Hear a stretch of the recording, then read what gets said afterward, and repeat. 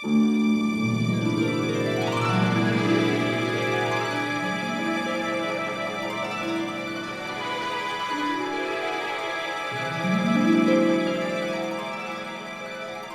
Fredrik Gerten, and I'm the filmmaker. And I'm Leilani and I'm the advocate. And you're a very special advocate. I am? Because you're. I mean, first of all, you had the title special for 6 years. Long gone.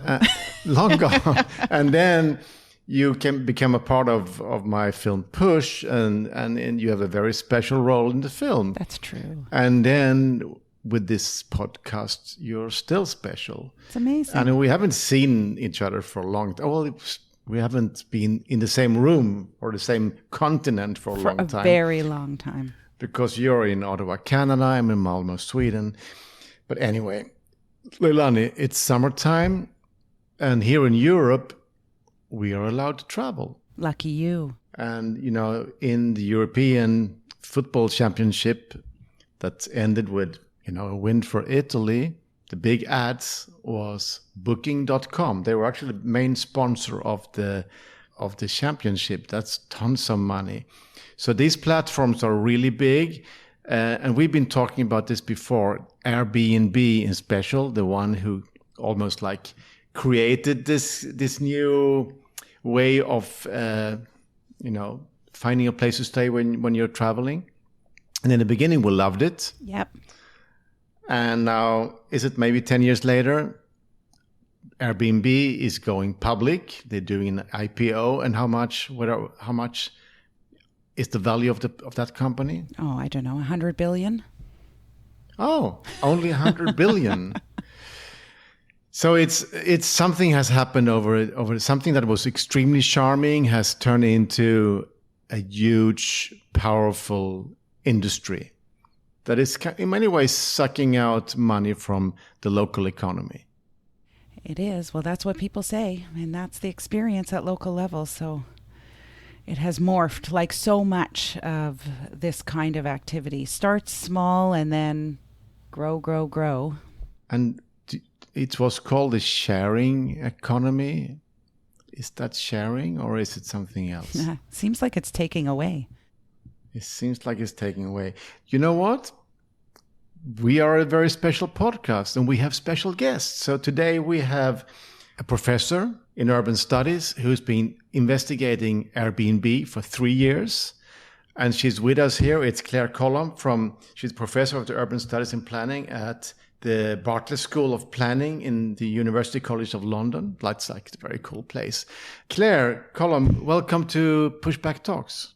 Hello, good afternoon, European time, and thanks for having me. So, Leilani, you've been talking a bit to Claire about the Airbnb issue. What are your thoughts? My thoughts are that Claire is a real expert. And, it's amazing, and Claire's work says it itself. It's amazing that these short-term rental platforms like Airbnb have proliferated, have become just the norm. I mean, everyone just uses them when they're traveling.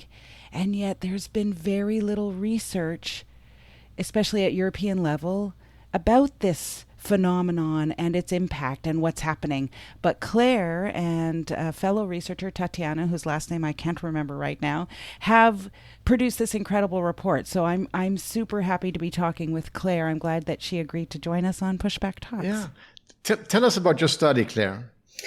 So, in a nutshell, the study is a study of how cities and city government are trying to regulate the phenomenon of short-term holiday rentals and the platform that mediate them. So we talk about Airbnb in the study, but it's not the sole focus. We focus really on what short-term rentals do to housing markets, how it's becoming controversial, and how public authorities are trying to regulate that phenomenon. And as Leilani said, it's a collaborative project that I'm doing with 3 colleagues, Tatiana Morera and Francesca Artioli and Thomas Aguilera in France. So we've tried to look at different European cities, and hopefully we can share a bit of this with you today. Do you remember when you yourself first stayed at an Airbnb? So you're gonna find it unbelievable, but I never did. So I have actually used some short-term holiday rentals, but booked through other platforms. So I have to confess to have used Bookings, for example, or before Airbnb existed with my family, we used to rent rural homes in the French countryside to go for the summer using a good old guidebook supplied by the Office for Regional Tourism of the city. So the practices we're talking about, they did exist before Airbnb. You could rent out a holiday home or a form of vacation rental, but the emergence of Airbnb and similar platforms that followed really changed the nature of the phenomenon and made it explode and become a lot bigger. So it's not something entirely new. It's the scope of it and the easiness of advertising a good that has changed significantly with the creation of Airbnb in 2008. And Claire, I have to admit, I have been using Airbnb. And in the beginning, I really loved it because I was in somebody's home. I could see their images on the fridge. It was like, and you could see the books in the bookshelf, and the food they had at home. It was like it was actually really interesting. And but then suddenly I noticed that I was coming into a place, and it was nobody's home.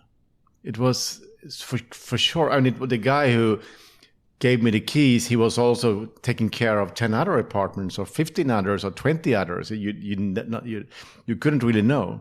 And then the end, there was like almost like an office where you got the code to a key box somewhere. So it changed kind of rapidly. Is that what you have seen in your investigation?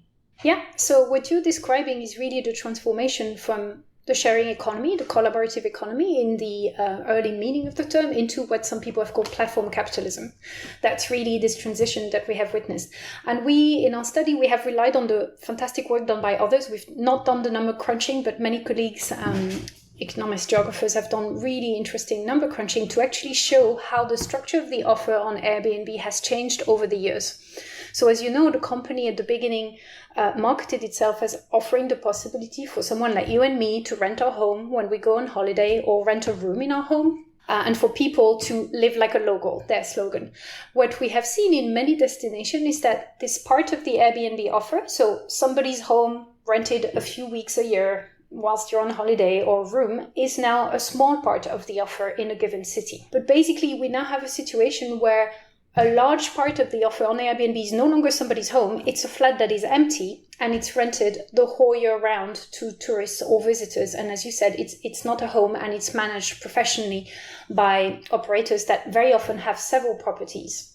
Just to give you an example, just before COVID hit, at the end of 2019, some data that was compiled from Inside Airbnb, which is a data activist project led by wonderful activist Murray Cox, is showing to us that the percentage of ads for a flat that's available more than 60 days per year. So we can imagine that if it's available more than 60 days per year, it's no longer the home of someone. It ranges from about 25% in Berlin to 88% in Rome and 85% in Lisbon. In other words, nearly 90% of the offer on Airbnb in Rome are flats that are not inhabited by anyone. And that means basically that somebody is not living there any longer.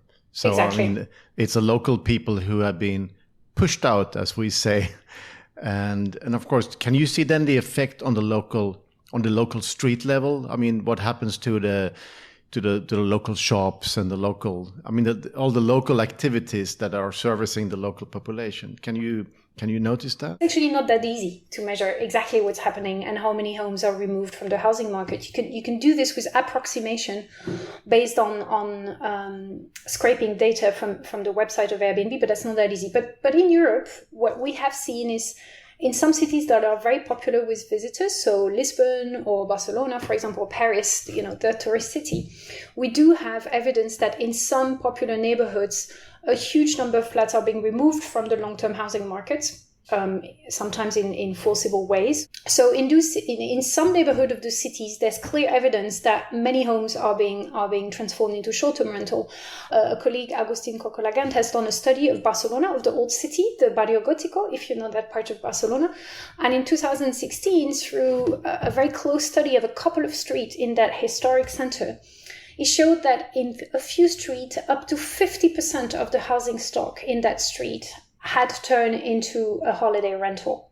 Now, that is at the level of a few streets in a very popular neighborhood. If you look at the statistics at the level of the city as a whole, about 2% of the housing stock is short-term rental.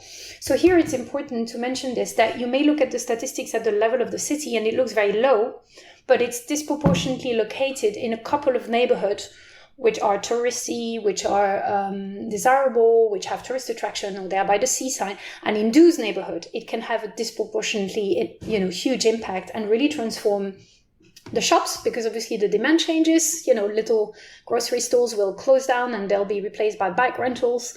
But it also changes the whole dynamics, the use of public space, how people live in the building, the noise, the nuisance that this can cause. And all of this is very well documented, and there's plenty of media reports about this. So you're right, it's changing neighborhoods, but it's important and fair to say that it is certain neighborhoods that are really affected, and others in the same city are very little affected because there's a very low level of short-term rentals. And so it's extremely uneven within the same city.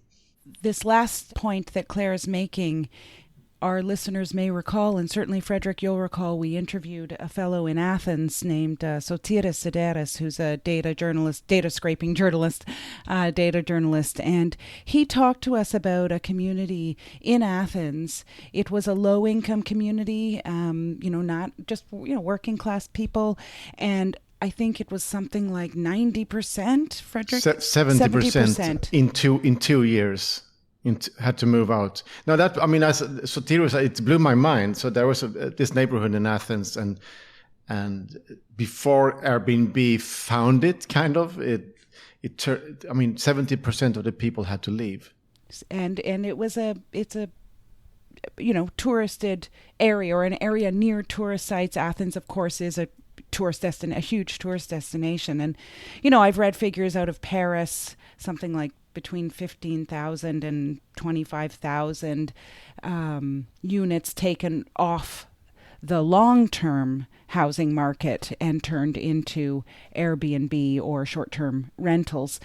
From my point of view as a human, I'm concerned with human rights. And so while obviously it's not great, if Airbnbs or short-term rentals create noise and that kind of thing in a community, there's less regulations, or human rights don't regulate noise generally, but human rights do regulate access to affordable, decent, adequate housing. And if so many units are being taken off the long-term housing market, we know that people will suffer, because then they're having less available units to rent or live in. And so that's my main concern. As you say, Claire, the problem is really nailing down the numbers. Like the numbers for Paris are between 15,000 and 25,000, right? That's a huge difference. But still, we know that the impact is to take units off the long-term rental market. And we also know then the flow-on effect of that within communities is likely to be a more transitory population. And so what does that mean for a city when you have people coming and going? It obviously changes the nature of the services, whether you have schools put there, whether you have community parks, etc. It changes the nature of how a city is used. Yeah, I remember one of our last stops when we were still traveling with the film, it was Prague. And there was some activists who took us to the famous Václav Square in Prague. It's a very big. It's not that it doesn't look like a square because it's really big. And she said we are the last tenants on the whole square. The rest is gone. So they were like about to get evicted also. So this is like in a tourist city. And of course, the local shops go and they're replaced by souvenir shops or alcohol shops or whatever that will service the tourists. So even if you stay, everything is more expensive for you because the shops are selling expensive water to tourists instead of servicing the local community. Claire, you looked into Prague. It's on your list, isn't it? Yeah, so Prague is on the list. So Prague is obviously a city where there has been a significant explosion in short-term rental. This predated Airbnb. So Prague, changed very dramatically in the 1990s after the transition to a capitalist market economy, when after the fall of the socialist regime. And I think this leads me to make an important point in this whole discussion, which is although the demand for short-term rental and the conversion of housing units into short-term rental is a key force of change in those neighborhoods, we shouldn't forget that there are other factors that are at play. And so we can't just pen the whole blame, if you want, on both platforms and short-term rental operators. Usually, when you look at a city like Prague, there are many different processes at stake. And you talk about all of them in the documentaries. There's financialization. Prague has been a huge destination for foreign investment and second homes for, wealthy American expats. In cities of Southern Europe, there was historic city centers, and that was the case of Prague also. They were quite derelict 20 or 30 years ago. So a lot of the homes were actually empty. And through tax breaks, through government policies, there was lots of incentive that were created to invest into these very old, derelict historic building. And locals didn't necessarily want to return to them. Sometimes it was foreign investment or hotel chain or whatever that had the cash, if you want to refurbish these buildings. And so we need to look at a whole series of policies, tax breaks, for example, rental deregulation. If you look at the example of Lisbon, the golden visa policy, attracting wealthy expats to invest in real estate, this was also a national policy that had a huge impact on the transformation of the old city. So I think when we talk about Lisbon, Prague, etc., we need to bear in mind that it's not just the tourist demand and short-term rental in a classical way, if you want, but it's also a whole series of other policy decision and processes that are sort of at play and combine with each other, from classical gentrification to financialization to processes of regeneration and tax breaks, etc. And that makes the whole thing quite difficult to disentangle. And this is actually sometimes used by the advocates who are against the regulation of short-term rental. One of the arguments that we've heard in interviews very often is, we are not responsible for the housing crisis. There are so many other factors at play. So why are we the scapegoats in these regulatory policies? So I think it's something that's important to mention, because even in very tourist cities where this is a huge phenomenon, there are other processes and forces that are sort of combined. And Prague is a good example to explain the transformation of the historic center into, nearly a ghost town where locals don't live so much. No, of course. I mean, that's something we've seen so many over and over again, that people with too much money, they're looking for undervaluated assets. And they found out that houses will always be something you can place your money on top of. And that's been in Barcelona and Berlin. And for a long time, of course, it's been kind of cheap to buy houses, real estate in those cities. And then suddenly Airbnb is offering a business model for them who owns the houses. It's much better business than having tenants. In most countries, tenants come with rights. And the Airbnb guests, they just check in and check out. So it's kind of easier to handle. And then the market is putting up the price or putting it down. You can change the price every day if you want to. Yeah. Well, and when you can, earn 250 euros in one night versus 1,000 or 2,000 euros over the course of an entire month, the business model of grow and profit is, of course, short-term. Putting your place on for short-term rental makes better economic sense. I want to just comment, I really like what you said, Claire, about the fact that these sorts of things are within a broader context. So short-term rental platforms are within a broader context, and they aren't the idea that they aren't the cause of the housing crisis. I would agree with that. I Push the Film puts Airbnb in the context of financialization. I'm in the midst of developing some human rights directives on financialization, and Airbnb is but one portion.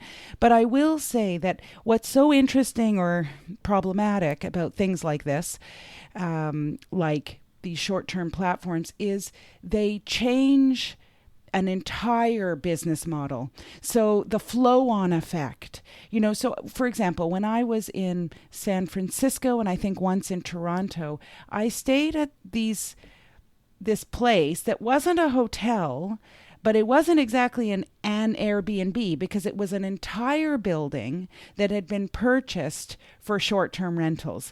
And so that's a new sort of hybrid-y model of quasi-hotel, but there's no check-in, there's no lobby, you do everything online. You're given a code, you enter your room, and it's not really an apartment, it's more like a hotel room. But it is part of this short-term platform. So it has spawned a whole industry, is my point, I guess. So it's sort of deeper, I think, than some people think. It's not just about the few units here and there in a city, or even, it's entire buildings being built and purchased for short-term platforms. No, that's important, what you just said, which is, the platform is effectively a tool that facilitates profit accumulation. And that tool is going to be used differently. You're going to have, as we said, the classical model of an individual tenant or owner-occupier who is renting a room occasionally to make some cash. And in Europe, and especially in Southern Europe, where the population has suffered a lot after the 2008 recession, this is an argument you hear a lot from normal people. Like, I need to rent my flat from time to time to make ends meet. But as you said, that tool has been seized by people who have much more speculative and purely profit-making views, and that can be small-scale amateur landlords who buy 4 or 5 flats and they just live off this, retired people who lost their jobs. So you have like the sort of small-scale entrepreneurship. But increasingly, we're seeing the entry of massive multi-property landlords who are buying hundreds of properties.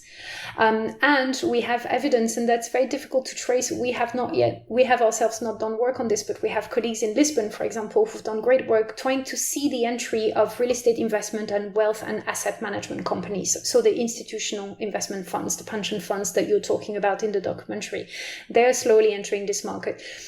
And as you said, it's not just buying a flat here and there. Sometimes it's actually buying an entire building and converting it, or even building new built apart hotel, whatever they are called. And basically that new build is entirely for the purpose of being transformed into a short-term let. So it's definitely creating new markets and new opportunities because it is so easy, basically. Claire, you've been looking into 12 cities around Europe, and of course you also have an outlook to the rest of the world.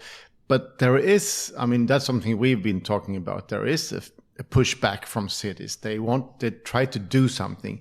The city of Amsterdam has been trying to ban Airbnb in the whole city center or the Canal District.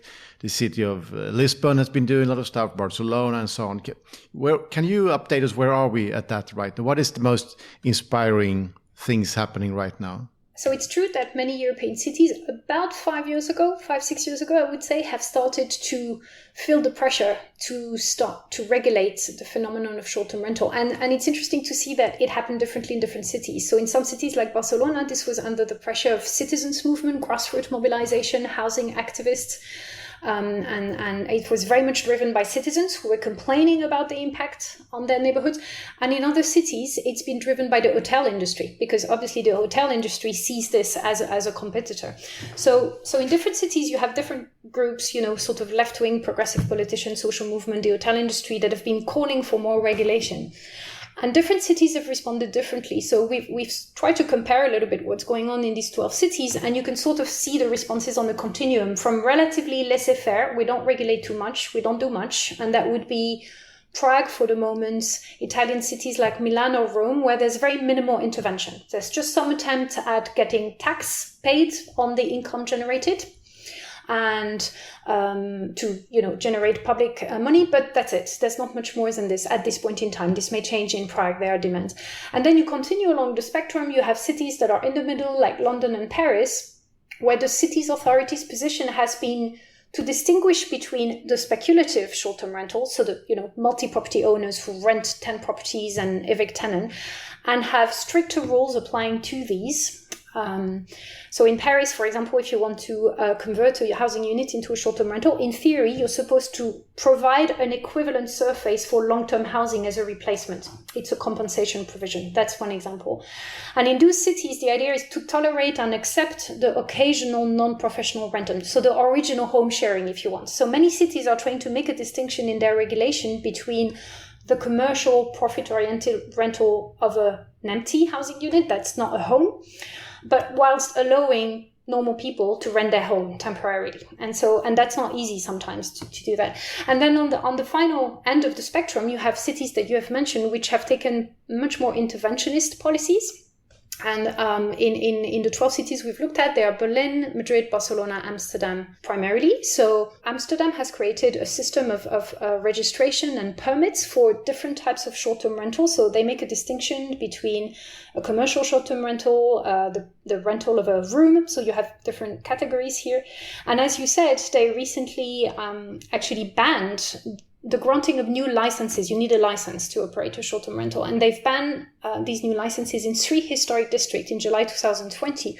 But you will probably know that in March 2021, this was quashed by court. On the ground, this was an extreme measure that was actually infringing on the right to use free property. Another example that I could quote is in Madrid in 2019.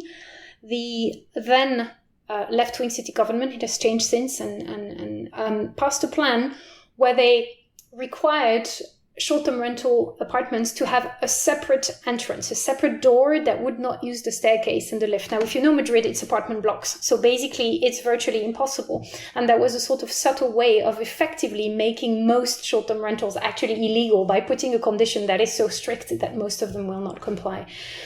And I just quote a few other examples in the city. So in Barcelona, what the city government has done is to freeze the existing number of licenses that exist for commercial short-term rental. They are just under 1,000 and no new license can be granted since 2015. So you do have those flats that already exist, but technically any person operating a short-term rental without a license is illegal. Just to mention one of the late arrivals in this league of cities that are trying to regulate. So Lisbon, in Lisbon, there was no regulation for a long time because the national government had not given the city council the actual legal means to regulate. This was changed through a law that was passed in the Portuguese parliament in 2018.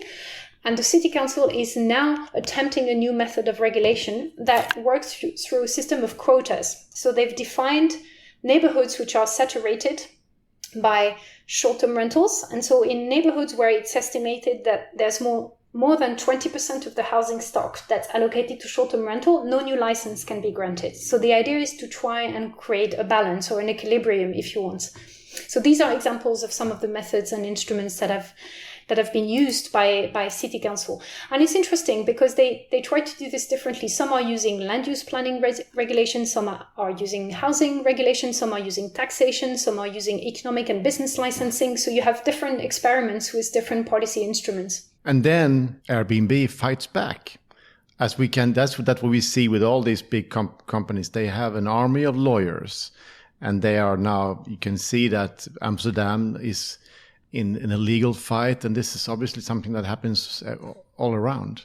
Yeah, I mean, I've heard, and Claire, you can correct me if I'm wrong, but I've heard that Airbnb in particular is incredibly litigious. So whenever cities have tried, or even national governments have tried to implement some policy regulation, their first step is to challenge it through litigation. I don't know if that's still the case in this COVID era and the post-COVID era, but fighting tooth and nail for their business model. And I think they often use the fact that all they are is a platform. They aren't the housing itself. They aren't the apartment. They're just a platform. So I don't know, Claire, if you can reflect on that. So you've just made a really important point, which is when we talk about the regulation of short-term rental, we have two separate things to regulate. We have the short-term rental and the people who operate them, and then we have the platforms, and they are separate objects. One is a transnational company, and as you said, they pretend they are just an intermediary, and the other is a service provider doing a business in a home, basically. And that's what makes the whole thing quite tricky. But you're right in saying that not just Airbnb, but large-scale platforms, and also the Professional Association of Short-Term Rental Operators, so they have federations. They have, in most of the cities we've looked at, challenged in court the new regulation. So in Barcelona, this restrictive plan that was passed in 2017, there's about 100 court cases lodged against it by all sorts of actors. They can be an individual landlord, they can be a professional association of holiday rentals, and they can be, of course, big platforms. So we have certainly heard it in all cities that there's a complete warfare against the regulations and a lot of political mobilization.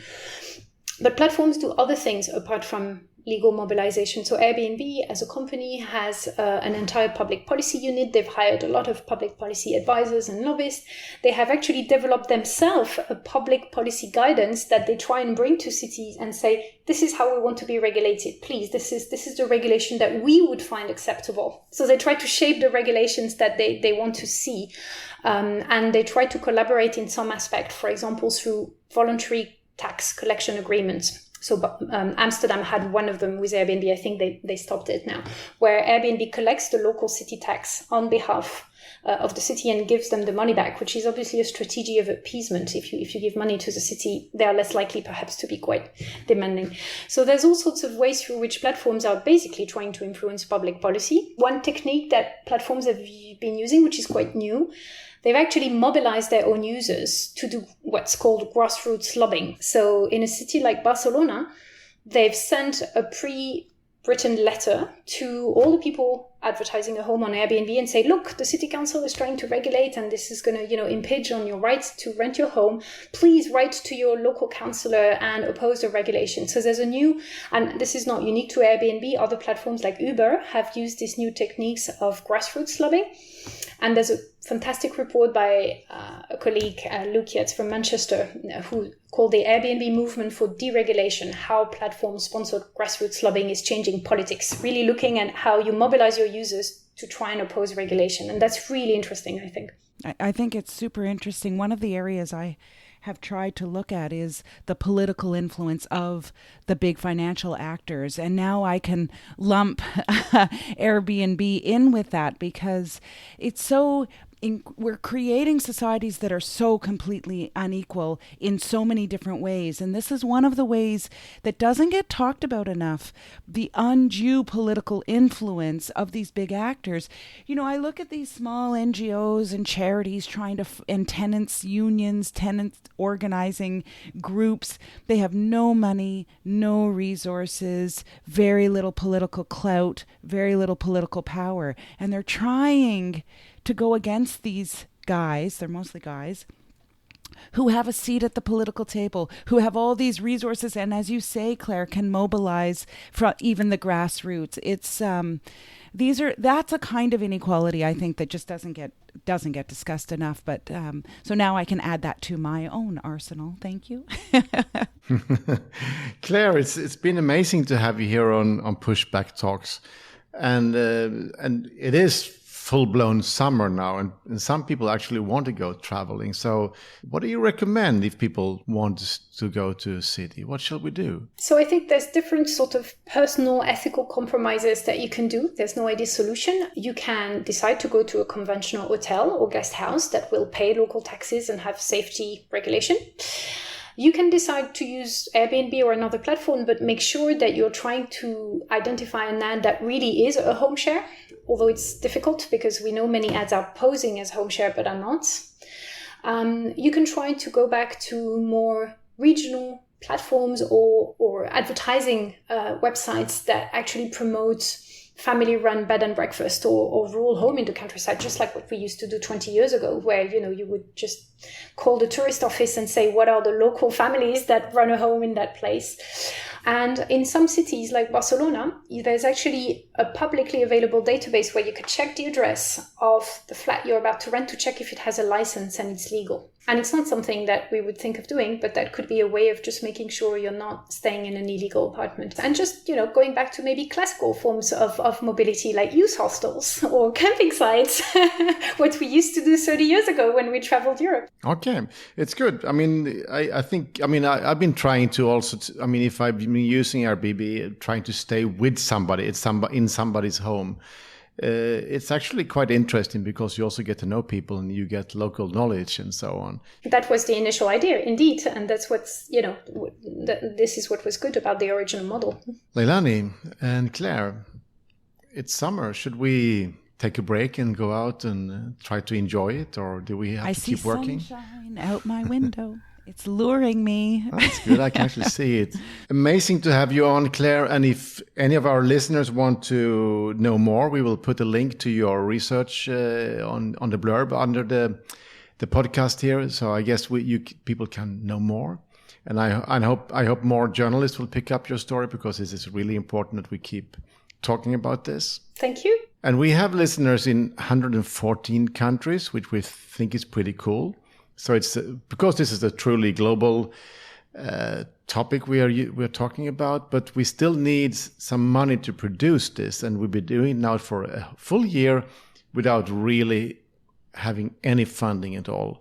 So if we should be sustainable for real, we need to get some money. So please become Patreons. How should people do, Leilani? They just have to go to patreon.com and then look up Pushback Talks.